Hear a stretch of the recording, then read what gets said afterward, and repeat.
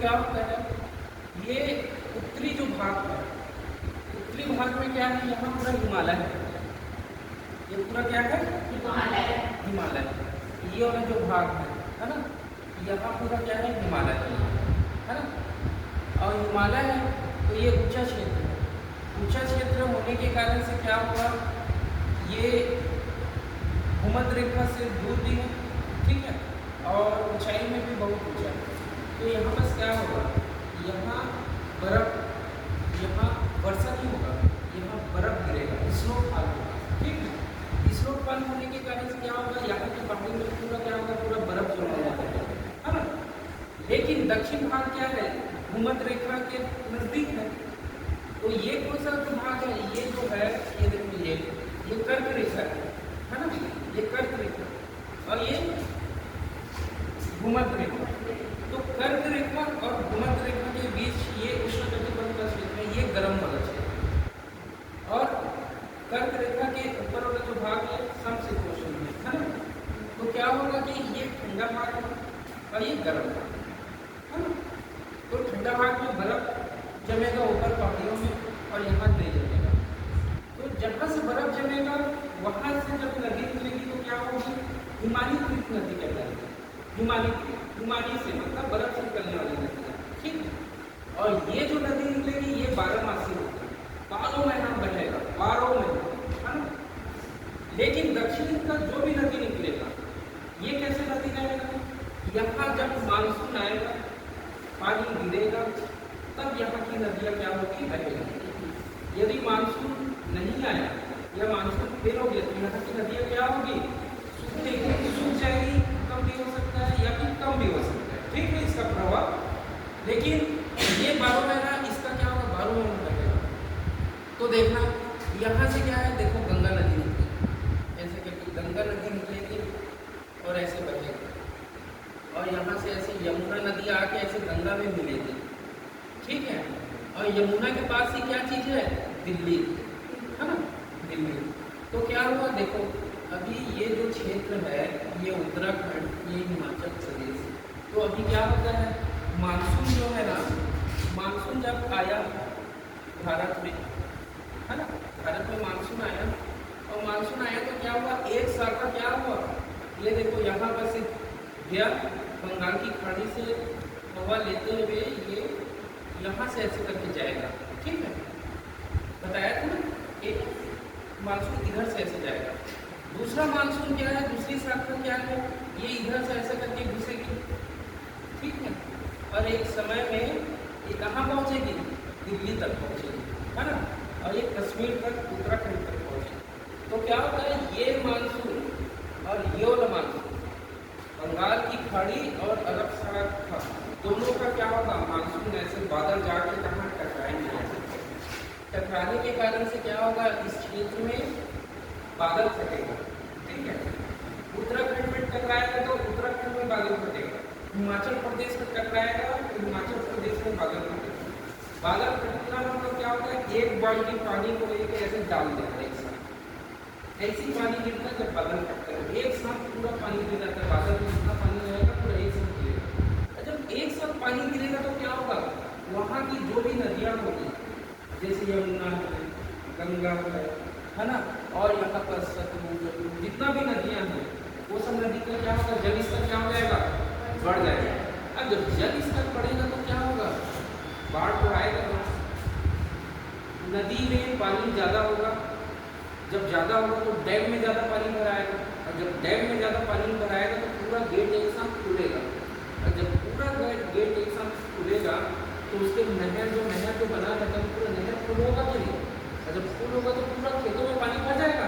तो वही स्थिति क्या हुआ पंजाब को, है ना। और यदि निकासी अच्छा नहीं है तो फिर शहर में भी पानी भरेगा। तो देखो दिल्ली जैसे जगह है वो पूरा पानी निकलने का ड्रेनेज सिस्टम अच्छा नहीं है, रह जाता है वहाँ पर, है ना। पंजाब एक ऐसा स्टेट है जो पूरे भारत को अपना खाद्यान्न देता है ना। छत्तीसगढ़ में गेहूँ कहाँ से आएगा, यूपी से, पंजाब से, है ना। यहीं का तो गेहूँ यहाँ आएगा ना, यूपी पंजाब से तो आएगा, है ना। हमारे छत्तीसगढ़ छत्तीसगढ़ में होता है क्या गेहूँ? होगा, लेकिन उतना अच्छा क्वालिटी का नहीं होता। क्यों? ये गर्म क्षेत्र में गेहूँ की खेती नहीं होती, ठंडा क्षेत्रों में होती है। यहाँ ठंडा पड़ता है कि ज़्यादा नहीं पड़ता, 1 महीना पड़ेगा अच्छे से अच्छा, है ना, नवंबर दिसंबर में। फिर उसके बाद कहाँ नहीं पड़ पाता, गर्म हो जाता है। लेकिन यहाँ जो ठंड रहता है ना, ज़्यादा समय तक पड़ता है इधर, तो गेहूँ का पैदावार ज़्यादा होगा इधर। तो देखो इधर अभी धान पूरा लगा, धान भी बर्बाद हो गया, पूरा खेतों में पानी भराया हुआ है। इस बार गेहूँ बोने में भी लेट हो जाएगा इधर। तो देखो इस बार पूरा सिस्टम इधर का पूरा खराब हो गया, है ना। हम जो मानसून जो है हमारा क्या किया, मानसून खेती को भी प्रभावित किया और बांध को भी प्रभावित किया, ठीक है, और नदी को भी प्रभावित किया, ठीक है। इसके क्या होता है, जब बाढ़ आता है ना, इसका दुष्प्रभाव भी रहता है और इसका अच्छा परिणाम भी रहता है। हाँ, अच्छा परिणाम क्या रहेगा, उत्पादन बढ़ेगा, नया मिट्टी जाएगा तो ज़्यादा उपजाऊ होगा, है। इस क्षेत्र में जब जाओगे ना, उत्तर भारत में ज़्यादा आपको बोर दिखाई नहीं देगा। क्यों? क्योंकि वहाँ बड़ी बड़ी नदियाँ हैं, नदियों से होता है वहाँ सिंचाई। लेकिन हमारा जो छत्तीसगढ़ है, छत्तीसगढ़ में ये देखो, ये हमारे यहाँ का छत्तीसगढ़ है, ये यहाँ